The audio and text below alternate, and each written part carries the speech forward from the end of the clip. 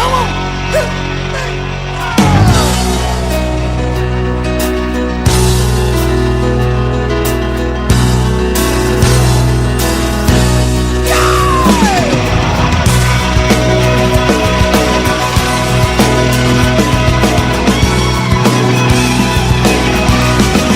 Good morning. Welcome back to the Broadcast Retirement Network. I'm Jeff Snyder. This is BRN Sunday.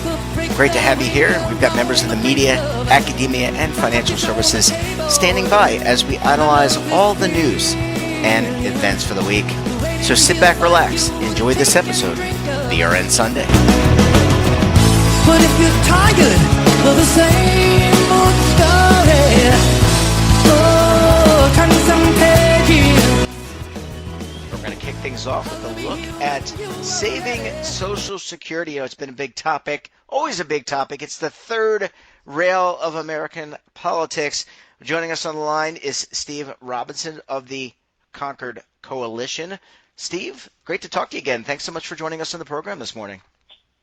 Thanks. It's good to be here, Jeff. And I think we had you on, I don't know, about a year ago on the television network. So it's great to follow up with the work that you and the Concord Coalition are doing. Before we jump into Social Security and getting your thoughts about the trustees report and the path forward from a policy perspective, I want you to just enlighten myself and the audience about the Concord Coalition, who y'all are, what you do, and how people can find more information about you.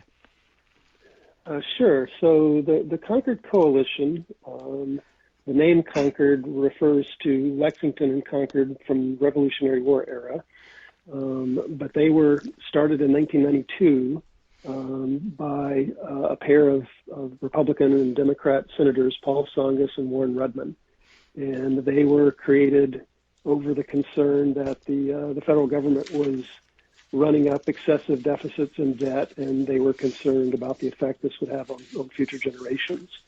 And so this is actually 1992 to 2022. This is our 30th anniversary. Happy anniversary. And, yeah, thanks. So no, I haven't been there the whole time, but anyway, the organization's been around 30 years, and essentially our job is to educate the public and members of Congress about the problems with deficit spending and encourage efforts to address the problem. Yeah, and obviously a very important topic is we're feeling the pinch for inflation, markets. I think people are always looking at their own budget, so it makes sense to look at that, the budget of the federal government as well as the state government as well. And people can certainly find more information about the issue briefs that you and the team write at Concord, CONCORD, coalition.org. Let's jump into it, Steve, because I guess just a few weeks ago, the chief actuary maybe issued the report around Social Security, and it looks like, well, hey, here's news for you, Steve. Eventually the money's going to run out. So what's before we get to how do we rescue Social Security, what's your reaction when you see these types of reports, which are necessary? You're supposed to report out to the public. That's the role of the federal government. They're beholden to somebody. But what was yours and the Concord Coalition's reaction to that report? Yeah, so let me step back just a bit and, Sure. and give you some history here. So the report you're referring to is known as the Annual Trustees Report. And basically, the Social Security Administration has been issuing a report on the financial status of the program. Going back, Social Security was enacted in 1935, and they actually had actuaries back then who made estimates. This is the 1930s before computers, and they made estimates projecting out to the year 1980. And interestingly enough, those projections were remarkably accurate. But basically, every year since the 1940s, when the program was enacted and started collecting taxes and paying benefits, there have been an annual trustees report.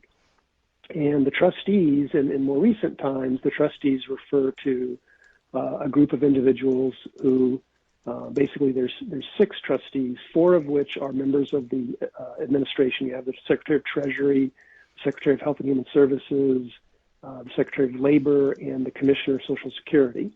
Now, those 4 are essentially appointed by the president as part of his cabinet. And then, of course, you have what are known as public trustees. And so since the 1983 amendments, there have been 2 individuals, one Republican, one Democrat, who have been appointed to sort of represent the public. And so they serve on the trustees working group, and they prepare this report that comes out every year.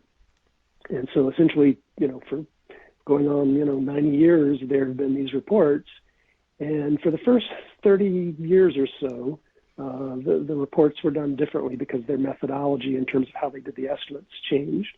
But in the mid-'70s, you had two things that happened that were not anticipated by the founders of the program, one of which was the end of the baby boom. And so birth rates began to fall and the population began to shift due to demographic change. You had fewer births and longer life expectancies. So you had essentially a projection of being more beneficiaries relative to the number of workers. The other big change is they changed the formula. You mentioned cost of living and inflation. So most people are aware Social Security provides an annual cost of living adjustment, which is based on the inflation rate. So your benefits, your monthly benefits are adjusted each year to reflect the change in inflation. That all came about in 1972. Congress did a couple of things. They enacted automatic COLAs, automatic cost of living adjustments. But the other thing they did is they changed the benefit formula.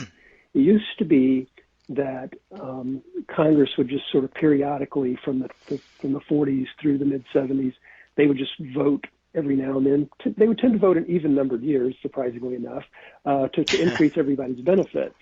So they would increase them retroactively so that people who were already collecting benefits would get a higher benefit and new beneficiaries would get a higher benefit. And it became a political football. And in 1972, under President Nixon, there was a big fight. And they gave everybody a 20% across-the-board benefit increase. And the argument was, well, we shouldn't be just doing this willy-nilly. And, there should be some thought to how we do this. And so they tried to create an automatic provision that would increase benefits automatically so that your initial benefit would be based on wages, and then once you retired, your initial benefit would be based on inflation. And the formula, unfortunately, that they adopted in 72 was flawed. It didn't work as intended. And, of course, also the economy in the 70s, you had the period of stagflation where you had rising inflation and falling wages and recession. And so the program got into trouble. And in 77, they enacted a new formula. And then, of course, they didn't quite take care of the problem. And so, again, in 1983, they enacted some changes to the program, including increasing the retirement age. Now, this was 1982, and they voted to increase the retirement age gradually phased in over the period from 2000 to 2012. So they were looking out into the future and saying, well, we need to make an adjustment to reflect the fact that people are living longer.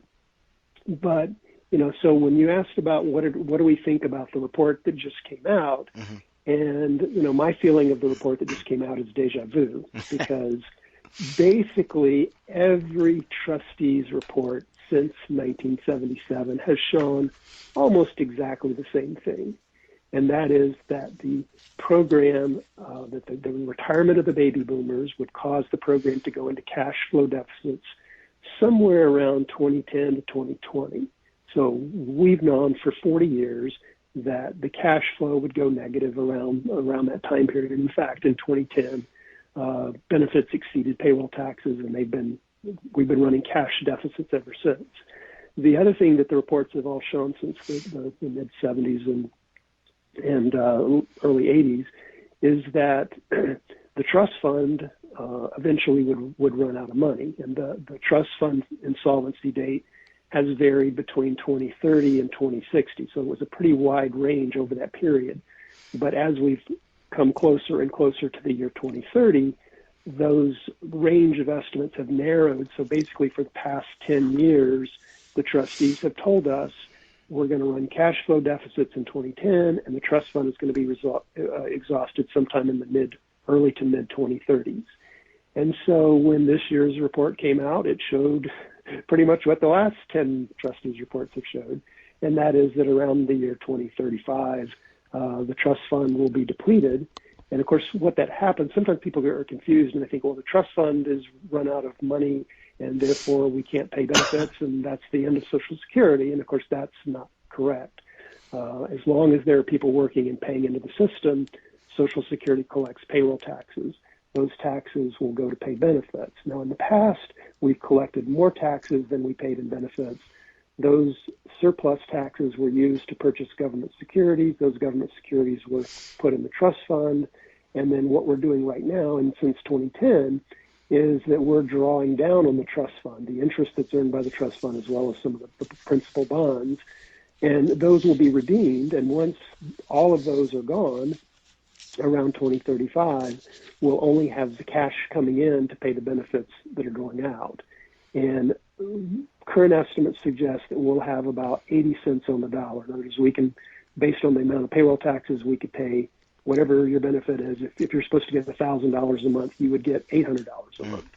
So we can pay basically 80% of scheduled benefits. Now, obviously, we don't want to wait till 2035 and tell people, oh, well, guess what? Next year, you're only going to get 80 cents on the dollar. And so for years, Congress has sort of thought about and pondered and talked about and then ultimately done nothing. But, they say, look, we eventually got to make some adjustments. Either we're going to have to raise the payroll tax, or we're going to have to, as most people are aware, the payroll tax goes up to $147,000 in annual income. And if you make above that, you only pay taxes up to that amount, and the amounts above that are exempt from the payroll tax. And so there have been discussions of raising the cap on the taxable wage. There have been discussions of raising the payroll tax. There have been discussions of raising the retirement age. And, you get a bipartisan group together and they'll say, well, we'll do a little of both. We'll raise some extra revenue and we'll cut some, reduce some benefits or change retirement age.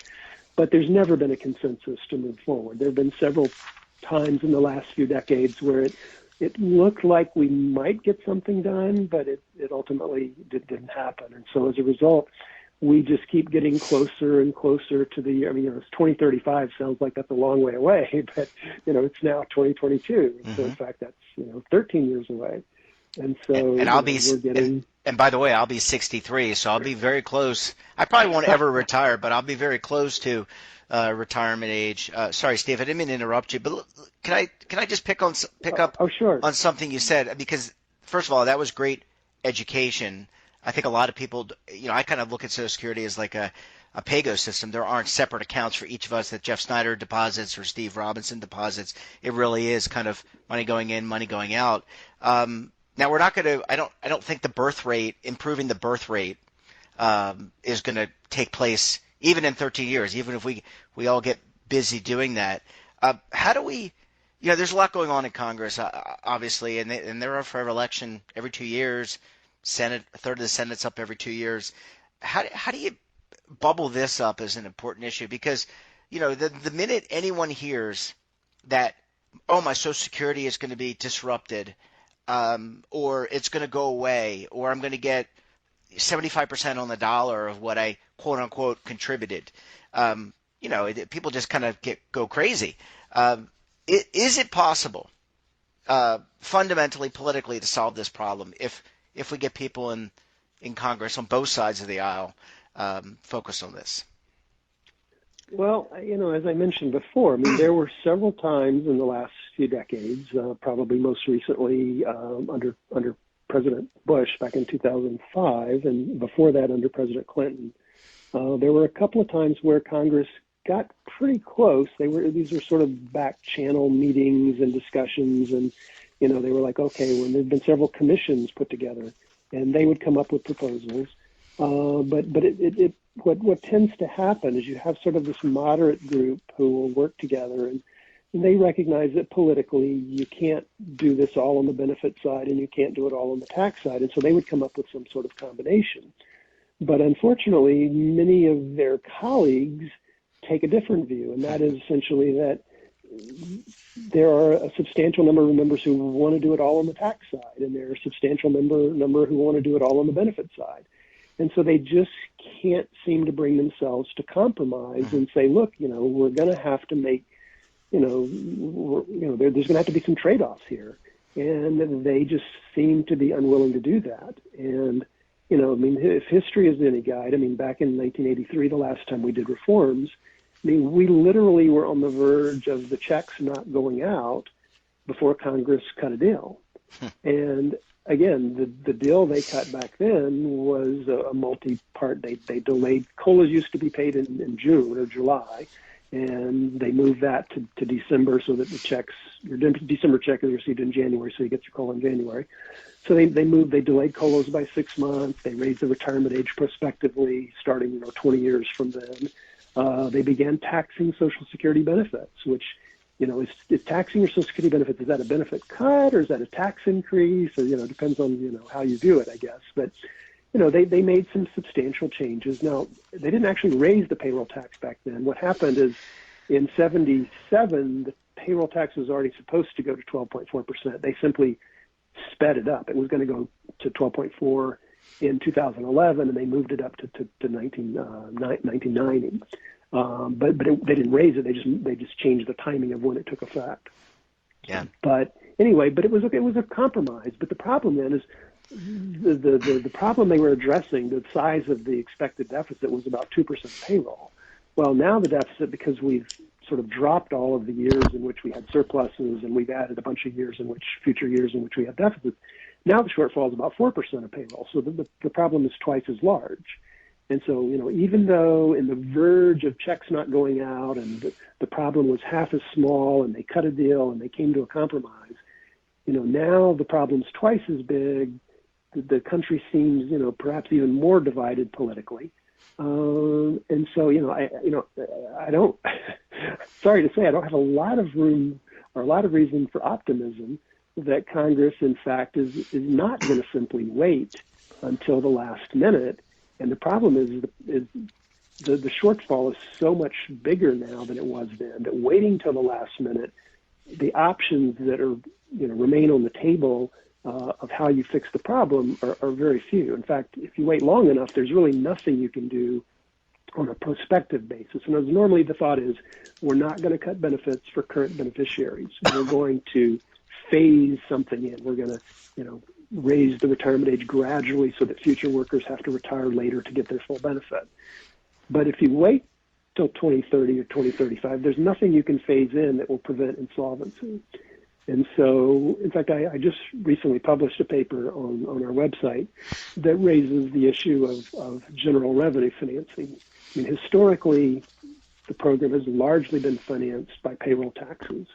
The idea that President Roosevelt had was that this is it's an insurance program and that people pay in and then they get back, in proportion to what they paid in. Now, actuarially, that wasn't really true for the most early part of the program. People got much more than they paid in. But the principle was the payroll taxes would fund your benefits. But if we wait long enough, unless we're willing to simply raise everybody's payroll taxes across the board, there's nothing you can do on the benefit side to stop the program from becoming insolvent. And so what that tends to suggest is that, and Congress has done this a few times in the past, they'll simply credit the trust fund with general revenue. They'll simply say, look, we got a shortfall, we can't address it, we're just going to put some general revenue in the trust fund and pay for it out of general taxes. We've done the same thing with the highway trust fund. The highway trust fund was originally created, we were going to raise the gasoline tax and we would pay for roads and pay for the interstate highway. Because Congress hasn't increased the gasoline tax since, I think, the early mid-1990s, the gasoline tax is not high enough to pay for the highway trust fund, and so Congress has simply credited the highway trust fund with general revenue in order to pay for the roads. So the precedent is Congress is likely to do the same thing with Social Security. For example, back in 2011 and 2012, Congress enacted a reduction in the payroll tax. They cut everybody's payroll tax by 2 percentage points for 2 years. Well, that would have deprived the trust fund of over $200 billion and caused the trust fund insolvency date to move forward. In order to avoid that outcome, they simply credited the trust fund with the payroll taxes that, in fact, they didn't collect. In other words, they said, we're going to cut your payroll taxes, but we're going to credit the trust fund with an equivalent amount of general revenue. So, the precedent is there, both in terms of highways and in terms of what we did in 2011. And, my concern from a program's perspective is we're going to fundamentally change the nature of the program by essentially turning it into a general revenue financed program. And if we wait long enough, I see that as, in fact, the only politically viable option, because Congress won't vote to cut benefits across the board, and I'm not sure they'll vote to raise payroll taxes across the board. So anyway, that's a little note of pessimism there. But well, that's okay. I think reality is what we need. We can't always have a rosy picture that this is going to be perfect. But let me take a step back, and then unfortunately we've only got about a couple minutes left. But I want to ask you this, and you mentioned that there might not be the political will. And I'm putting words in your mouth, so if I misquote you or misparaphrase, you tell me. But there's just not that political will to do something. But politicians are in a political market. They're looking for votes, and really they get votes based on what they do for their constituents. So is this a matter of all of us, people listening to this show, people that you're talking to, I'm talking to on a regular basis, need to raise this issue, not to disrupt the program, but to make it solvent? Because we did a show last week where there are a lot of people, especially in the lower income spectrum, that depend on this program. They may not have a 401k or an IRA or a home, so they depend on getting back something for their retirement. So this is really that, as I said, that stool, that important stool. So can we change minds of those who are maybe on the fence of doing something by really educating ourselves and those around us to make change? Yeah, I mean, so you're completely right. The Social Security and Medicare programs are incredibly important to a vast majority of Americans. They basically rely on those benefits to support them in retirement. And so there's no question the program is important. But here's the dilemma that Congress faces. I mean, think of the last time you heard a politician say, I'm going to raise your taxes and cut your benefits. Please vote for me. Yeah. And so the dilemma that Congress faces is, you've got 60 million, 65 million seniors who are collecting benefits. And so if you cut their benefits, they're not going to want to vote for you because you cut their benefits. Yeah. On the other hand, you've got 180 million workers who don't want to pay higher taxes. And so if you say, okay, do I raise the taxes of 180 million workers and upset them, or do I cut the benefits of the seniors and upset them, or do I do a little bit of both and upset both groups? And so from a politician's perspective, it's a no-win situation, which of course, the cure-all solution supposedly is, well, we'll just raise the taxable maximum. As I mentioned before, the payroll tax only goes up to $147,000. That amount is indexed every year. But essentially, if you were to take the cap off and tax all wages at the 12.4% tax rate, you could get a lot of money. The problem is a lot of money is still not enough to fix the problem. I mentioned before the problem, the shortfall is about 4% of payroll. Mm-hmm. If you take the cap off completely, you only get about 2.5% of payroll. So you've only fixed about 60% of the problem. Well, you can say, oh, great, that's 60%, but it's not 100%. So you still have to either raise the tax rate and or cut benefits. So there is no simple solution. Despite what a lot of people say, all you have to do is take the cap off and problem solved. But in fact, that's not the case. Sorry, I didn't mean to interrupt you. Just real quick. I mean, didn't they do something similar with Medicare? I don't have my pay stub in front of me, absolutely. But they popped the cap, and has that solved the problem for Medicare? Well, no. Ironically, though, the Medicare tax is only 2.9%. Sure. So you're adding basically a 3% tax on everybody's income above $150,000, roughly. Right. Well, the payroll tax is 12.4. Well, if you add that to the 3, you're talking about an extra 15 percentage points. So someone who's self-employed, in addition to paying the income tax, which was, if the tax cuts enacted in 2017 expire, you'll talk about a top rate of about 40%. Well, you add on top of that a 15% payroll tax, you're talking tax rates above 50, throw in your state income tax, you're talking a top tax rate of about 60% or more. Mm-hmm. The question is, do you really want to have a 60% top tax rate? Now, in the past, tax rates have been higher than that, but they only applied to the top 1% of income. Whereas now the top rate applies to about 20% of income. So the economic effect would be substantially larger.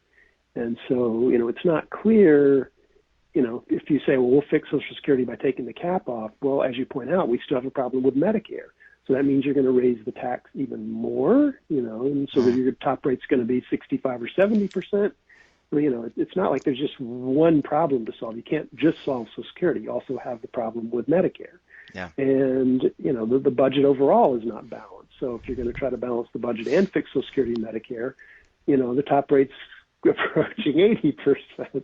Yeah, that didn't work out, I guess, in the early 80s or late 70s, right? I think you mentioned stagflation and some of the things. That didn't work out too well. And, I think we're maybe in a better spot.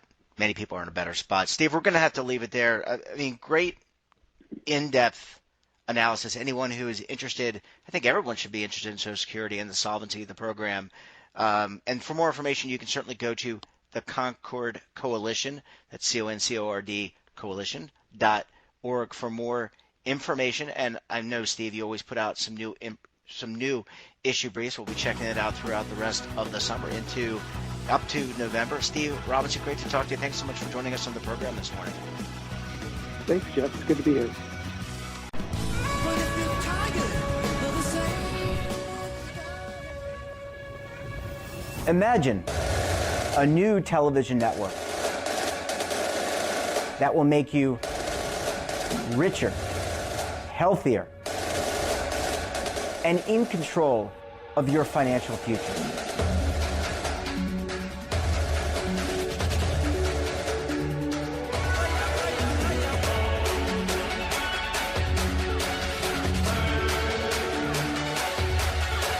This network is for the policewoman in Nashville, Tennessee, the baker in Dubuque, Iowa, the teacher in Lexington, Kentucky. We want to make the idea of savings and retirement culturally relevant. But what do you see as a defining issue of the midterms?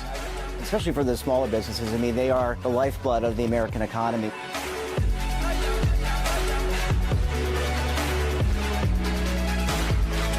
Featuring exclusive interviews, current affairs, and docuseries.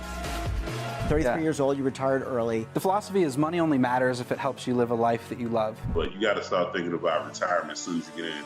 The Broadcast Retirement Network will drive very high engagement with premium partnerships. So this isn't retirement and savings for your parents or grandparents. This is for all Americans. And we're going to change the way you think about money.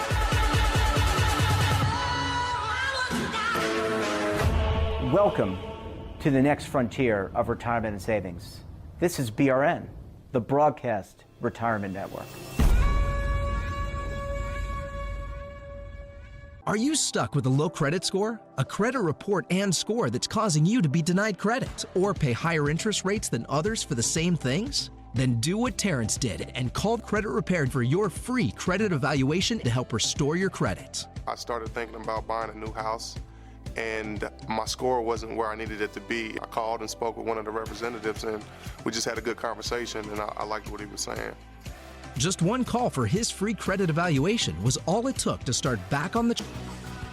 Welcome back, and now we're going to shift gears to take a look at what's happening on Capitol Hill in terms of legislation, litigation, and regulation. And joining us on the line, he's one half of the famed Legal Eagles, but we also know him as Kevin Walsh, a principal with Groom Law Group. Kevin, thanks so much for joining us on the program this morning. Jeff, thanks for having me on, and listeners, and Jeff, I hope you all had a great 4th of July last weekend. Absolutely. It was a week off for the Eagles, and we don't do that very often, but so we hope everybody had a chance to recharge and get ready for more of the Eagles. Absolutely, and let's what I wanted to do with today's segment with you is talk about the recent Supreme Court rulings, forgetting the politics, not interested in the politics, in particular the West Virginia versus EPA ruling, and what, if anything, it could mean for regulatory bodies like the Department of Labor, EBSA, the Employee Benefit Security Administration, and the retirement agenda. Does it have a potential for muting some of the retirement agenda? Yeah, so Jeff, that's a great question, and there's 3 parts to that. I think first is what does the West Virginia versus EPA say? I think the second would be what's the legislative response likely to be, and I think third would be some speculation on how it's going to impact EBSA. So kind of jumping into the first part there, West Virginia versus EPA, it's an administrative law case. Essentially, what happened was the Environmental Protection Agency, engaged in rulemaking or updated rules recently that were going to have a very large economic impact and that were going to represent a significant change in regulatory posture from what it had done traditionally. And what the Supreme Court said essentially was that, if you've got a really old statute and you're coming up with a really big, really new interpretation, that, courts are going to be very skeptical of really big, really new interpretations of really old statutes. And some of that is, if you're saying now, 50 years later, that something's vague, that really, folks, you had a 50-year opportunity to call it vague before, and you haven't called it vague until now, that, really it's for Congress to change those rules, not for agencies to find, broad grants of power in, long, dormant language. So big deal in the sense that it limits the ability of agencies to, craft big new powers for themselves out of old statutes. So what do we think is going to happen here? I think legislatively, and here's where I think the case has been somewhat critiqued a little bit in a way that's unfair. I think one of the comments has been, oh my gosh, now agencies won't be able to do anything. Now the government won't be able to do anything. And folks are like, the government won't be able to do anything about climate change, about whatever other issue you want to talk about. And really, what the case says is that if the government wants to do something about these issues, step one is legislate. So, if we go back separation of powers, you've got, the legislative power, and that's with with Congress. So it's a pain in the butt for the House and Senate to get together and reach an agreement on tough topics. But the court's reminding essentially the legislature that, it's not the job of the executive branch, which is traditionally the enforcement arm, to, craft big legislative-like solutions through rulemaking. It's the job of the legislative branch to come up with solutions that then the executive branch can implement. Go on. I was just going to follow up with that. So that was an excellent description, and I love the civics lesson too. So thank you about the co-equal branches of government, executive, legislative, and judiciary. Yep, thank you. I clearly did not listen too well. But let's talk about the retirement, which is typically considered a bipartisan. One of the last few bipartisan bastions. There's the Secure 2.0. We've seen both sides work together. But we've also seen rulemaking. Does this? And I don't want to put you in a spot where you have to prognosticate.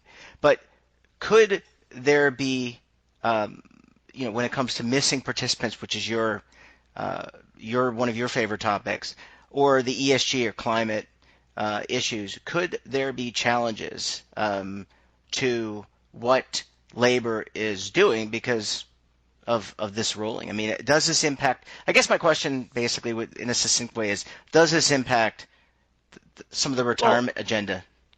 So I think we're breaking the retirement agenda into two pieces. We've got the legislative piece and the regulatory piece. Yep. And on the legislative piece, this doesn't have a big impact because what the Supreme Court said largely is if Congress wants to do something, Congress can do something. And so with Secure 2.0, one of the things we see is the creation of a retirement lost and found, for example. And it's an example of an area where Congress is stepping in and actually coming out with a system and rules governing, what one ought to do with respect to missing participants. And nothing in this decision suggests that Congress can't do these things. So on a go-forward basis, I would think Congress will probably be as involved as they've been historically. If it's a bipartisan area, I continue to expect to see bipartisan legislation. Where the case has a bigger impact is on the regulatory side. And that's if the Labor Department wants to do, or if EBSA wants to, big new initiatives that, looking at the text of ERISA, you don't see. This case is a bit of an inside fastball. And at a minimum, you'd expect this to cause DOL to sit back and think and say, were we given express statutory grant of authority to do what we're doing? Are we looking at a statute that is 50 years old and coming up with, big, exciting new use cases for it? And I think if DOL looks at it and says, this is a new interpretation of something that's 50 years old, it really provides kind of a cautionary tale where, based on, the Fifth Circuit's decision in 2016, based on this EPA case, there's some strong hints that if DOL were to, go very aggressively into novel areas, that courts would say, you got to slow your roll, guys. Kevin, I guess my last question for you is, so if you're in the retirement ecosystem, either as a record keeper, someone like yourself who is guiding entities, plan sponsors, record keepers, or a participant, or someone who runs a plan, is it a wait and see? Are these the types of conversations that are added to just general discussions about what is facing the retirement industry? How do we improve plans, and part of those conversations? I think as a retirement industry, I think folks are generally focused on Secure. Secure 2.0 with the House and Senate having their own versions and some optimism that it can move this year. When we get to more abstract issues of APA and the limits of an agency's ability to, or what agency overreach would look like, I think those are topics that generally percolate behind the scenes. And I really think the focus is on Secure 2.0 right now.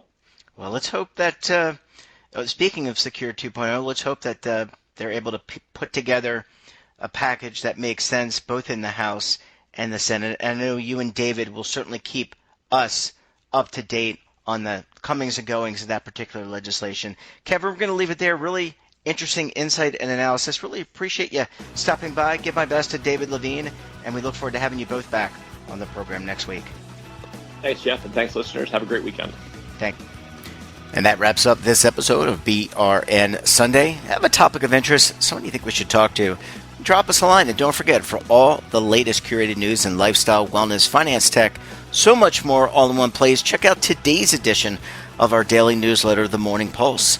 Want to search our archives, check out our latest content? We'll visit our website and, of course, our streaming partners. We're back again tomorrow for another edition of BRN AM. We'll have a very special guest.